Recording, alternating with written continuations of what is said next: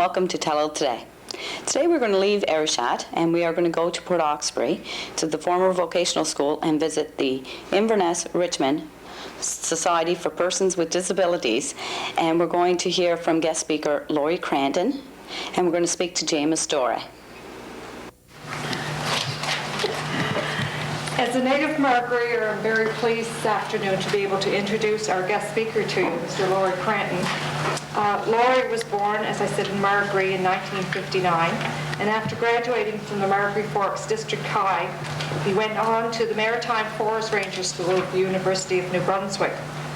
In 1981, Laurie had an industrial accident that left him a paraplegic. In 1982, he returned to the University of St. Mary's in Halifax. From 1983 to 1985, he worked with the Canadian Paraplegic Association as an employment counselor and outreach worker. He later went on to work with the same association as a rehabilitation counselor for the Halifax office. In 1991, he went on to become the regional counselor for the Cape Breton region. Some of Laurie's volunteer positions have included the following.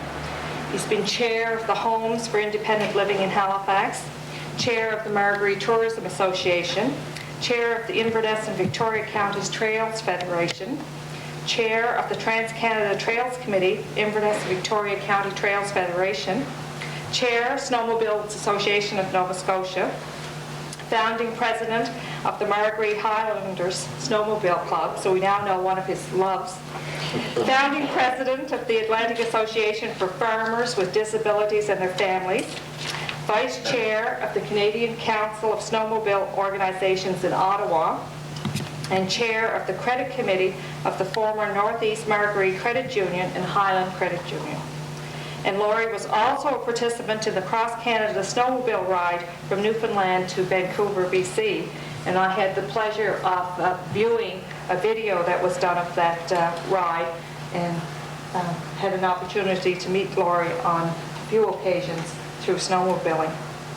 And Laurie is also the proud father of 3 children, Megan, age 12, Morgan, age 10, and Trevor, age 8. So please help me welcome Mr. Laurie Cranton.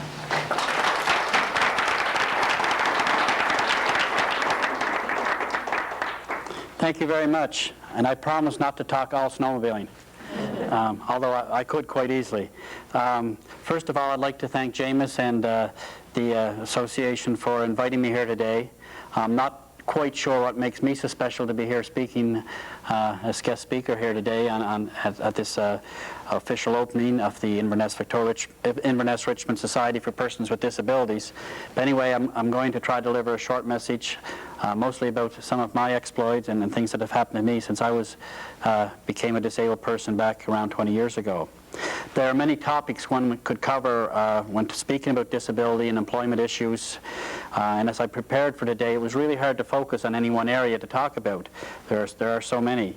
So I decided to talk about, again, is my own life experiences and how I was able to continue to deal with life's obstacles as they were presented to me over my lifetime.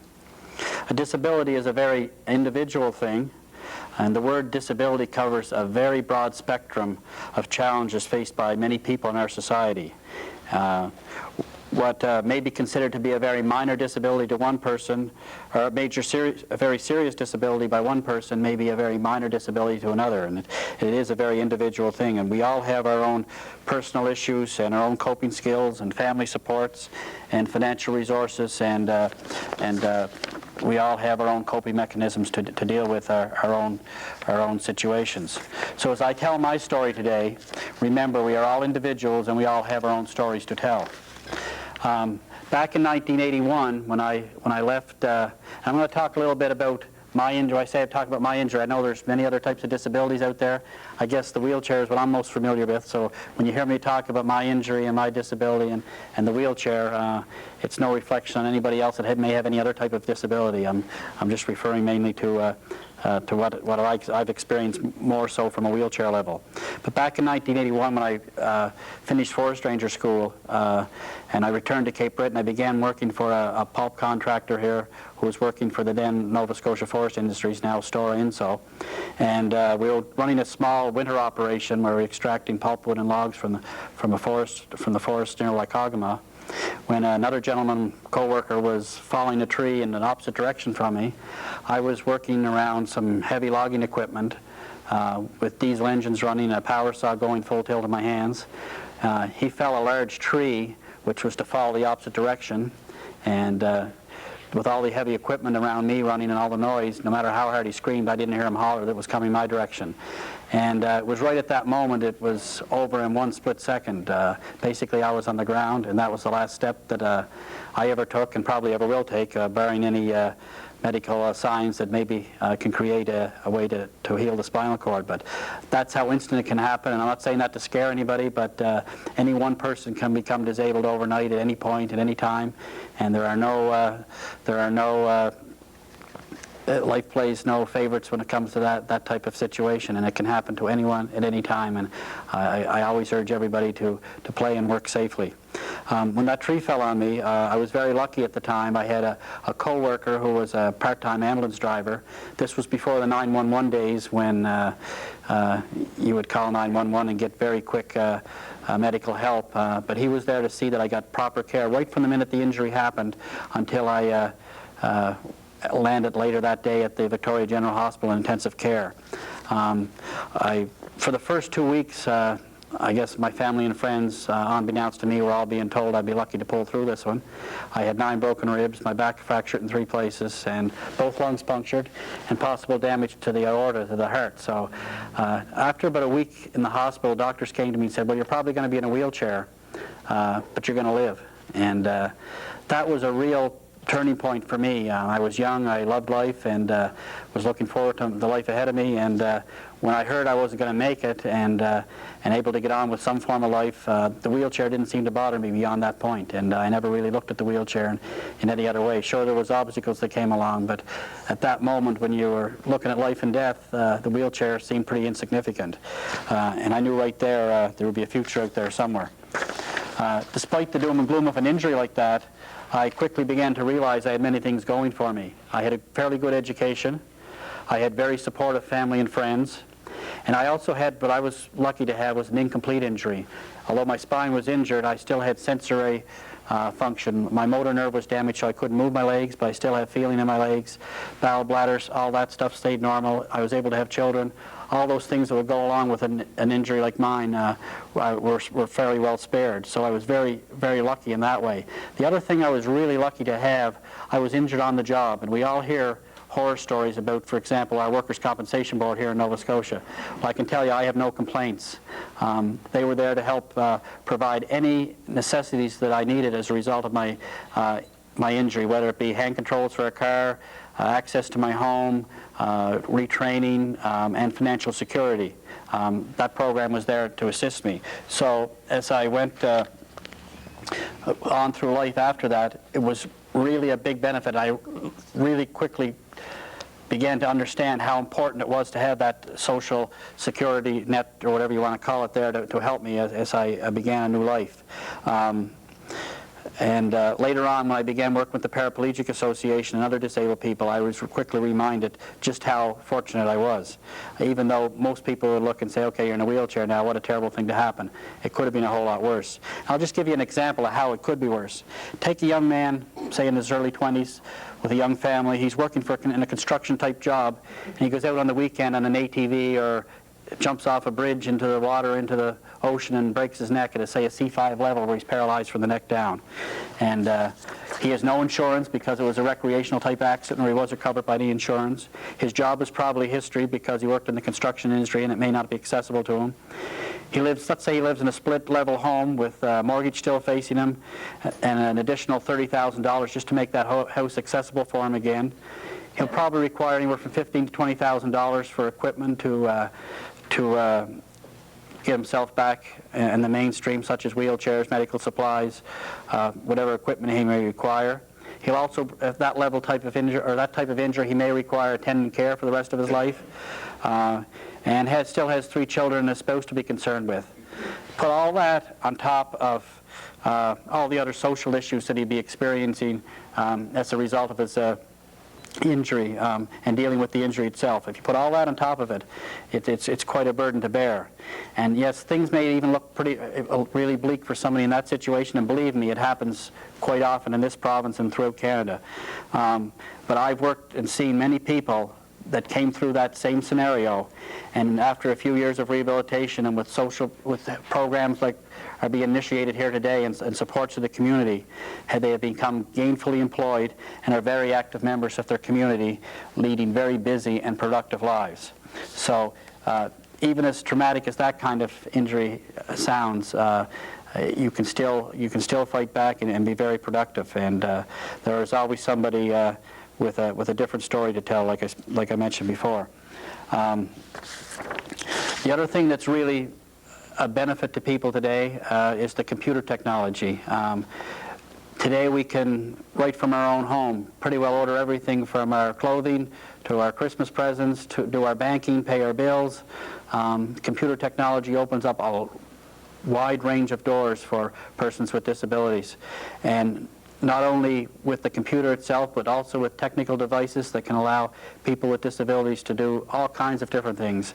And so things are changing in a very positive way, and it's a really exciting time. Over the 20 years since my injury, I've seen so many positive changes that for someone that goes through the same trauma today, I can see it being a whole different picture for them. And hopefully things will continue to improve at the same or even faster rate. Things like the building code today. Back 20 years ago, when I was injured, most new buildings being built or renovated did not have to really have any type of wheelchair accessibility.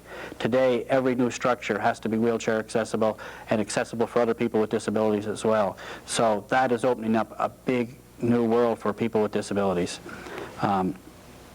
Again, we need to remember that people who face these challenges are all individuals, and they have their own personality, and with their own individual skills, and these new doors being opened, they will be able to hopefully have much more access to employment and other social benefits that the general public have available to them. The other thing I'd like to emphasize a little bit, when someone has an injury like mine, it doesn't change that person.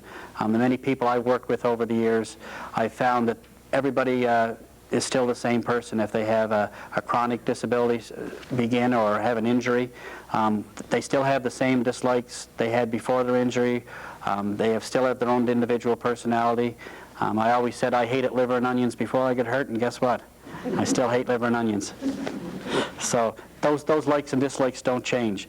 People I've seen that have had problems before their disability, maybe with alcoholism or other social problems, often tend to have them the same way after them. They don't change. People that were outgoing and ambitious and had a good view of life ahead of them often carry that after the injury, and that's something that I often look for in working with people. And everybody deserves that chance to make those doors open.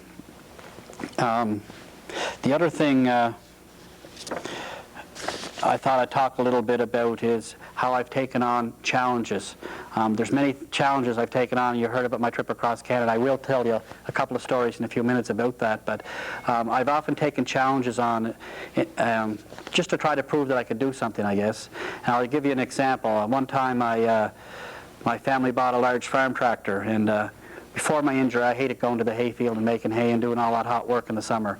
But when this new tractor came along, it had air conditioning in it, and it was a really nice unit, and I wanted to drive it again. I wanted to sit in it and make it operate. Didn't tell anybody. Actually, the same guy that helped carry me out of the woods today, I got hurt, was a welder, and him and I built a brake control and a clutch control and installed it in the tractor without anybody knowing, and the next day I was off in the tractor baling hay in the hayfield. And I did that 1 or 2 days. I've never been in the tractor since because I don't really care to see it again. But I was able to prove that I could do it, and someday if I want to do it again, I know I still can. I've been able to enjoy a lot of activities that have gotten me out in the outdoors, like ATVing and boating. I've taken some scuba diving training, and of course, snowmobiling. And I will tell you one story about my trip across Canada, being it was mentioned before. I was one of 15 participants that traveled from Newfoundland to Vancouver by snowmobile back a few years ago. And I was the only person with any type of disability. And someone asked me earlier how I got to go on the trip. I helped organize it, so I made sure there was a seat for me on the trip. So on this trip, I was traveling, I believe it was in Manitoba at the time. And some of you, I see a few familiar faces here, may have heard me tell this story before, but you'll have to listen to it again, I guess. I was traveling through Ontario, Manitoba, and I was doing the still photography on the trip. So what I would do every time the group would stop or I get a chance to get by everybody, I would pass everybody and go down the trail about 4 or 5 miles and set up right a nice scenic backdrop to take pictures of my fellow snowmobilers as they traveled by and try to get a nice background scenery. So one day that one of the snowmobiles had a bit of a mechanical problem, so while they were fixing it, I said I'll head down the trail and set up to take some pictures. And we were traveling along the Trans-Canada Highway going through ditches, and every half mile you'd have to go up over a driveway that would be leading into a field. The trail was groomed and everything, and it was in quite good shape, and it was all prepared for our trip. But every half mile you kept having to go over these driveways, and you were traveling along 40 or 50 miles an hour, and one of the driveways that came up over, I found when I got on top of it, wasn't a driveway, it was a railway track. And all of a sudden my ski caught the railway track, and it drifted my snowmobile straight across the Trans-Canada Highway in 3 somersaults. I landed on the yellow line on my behind, and the snowmobile landed right side up on the opposite side of the Trans-Canada. Very lucky when I looked up there was no tractor trailers coming my way, or that would have been game over. So what I did at the time, obviously, I got myself off the highway. I rolled myself to the edge, and I sat there for a couple of minutes. First thought that went through my mind, other than a little sore elbow I had, was I got to get out of here before my friends all come along and see this. So I proceeded to flag the first car that came along, and the guy wasn't very receptive to me and flashed some kind of finger signal to me and proceeded on his way. But the second car did stop. So the guy got out, and I explained my situation, and I used a wheelchair for mobility, and I needed to get that snowmobile back to the other side of the Trans-Canada because I wasn't crawling over there for it. And anyway, he brought it over to me, and I got on, and just as I was getting on, an older lady from the farmhouse next door came out, and she asked me what I was doing here, and I had to explain to her because it took me a minute to lift myself back on the snowmobile about my disability. I explained that to her, and first question she said is, "Sonny, where are you coming from?" And I said, "Newfoundland." She said, "Where are you going?" And I said, "Vancouver." And right instantly out of her mouth came a few choice words, and off back in the house she went, not giving me a second to explain. Really, I had a whole group of people behind me supporting this. So that night, obviously the group caught up to me a few minutes later, and I told them nothing about what had happened.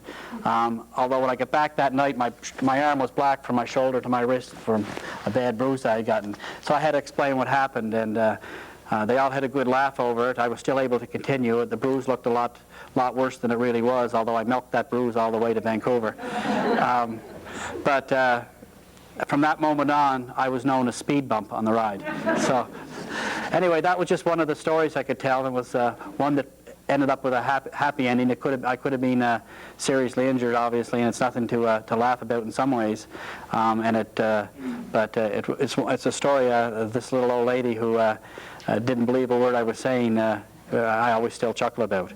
And life is full of those little stories. Another thing I thought I'd mention here, and get me away from snowmobiling, is a lot of, you've heard in the bio that they read there, was I've done a lot of volunteer work. And I urge anybody with a disability to consider volunteer work as a way of really looking at what you might want to be involved in as you go through your life. It's a chance to meet new people, develop new talents and new skills, and also volunteer work can be very rewarding.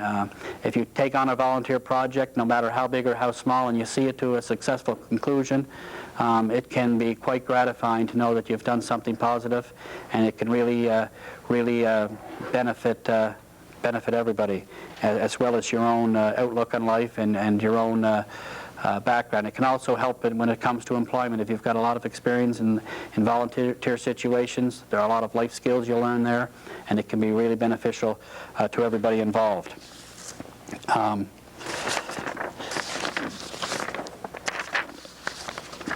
That's pretty well everything I wanted to talk about. At the end of this, if anybody wants to ask me a question, I'll be more than happy to answer it. I guess I'd just like to end it by saying in the latter part of my life, in the last few years, I've been plagued with a few other, I would call them somewhat minor problems, like diabetes and fibromyalgia and some arthritic problems. Everybody tells me if I'd keep my behind off the snowmobile, I wouldn't have the arthritic problems that I'm now experiencing. But anyway, they've caused me a little frustration, but you know, I've taken them on as part of life, and I guess that's life, for lack of a better way to describe it. Despite the challenges that I've faced, I remain quite thankful for all my life experiences, all the life experiences that have come my way. And for those of you who must face your own challenges, give it your best shot. You'll be glad you did. Again, thank you and congratulations to the Inverness-Richmond Society for Persons with Disabilities. Thank you.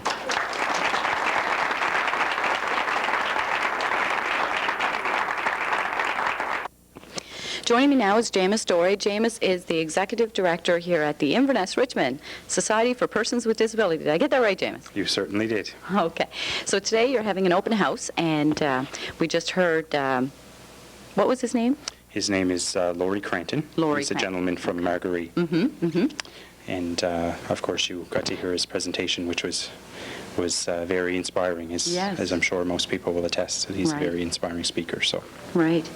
Now, the purpose today was to invite the public in to see what the organization does and to hear Laurie and different people speak today. Was that it? Yes. Well, one of the main objectives, since it is Access Awareness Week, we wanted to promote the society somewhat and basically give the general public a little glimpse into what we're actually doing here, how the society came about, and where we are now and where we're going in the future. So. Okay, so maybe you can tell us a bit about, now our viewers, our regular televiewers have seen the show that we did 5-6 months ago, maybe? Yes.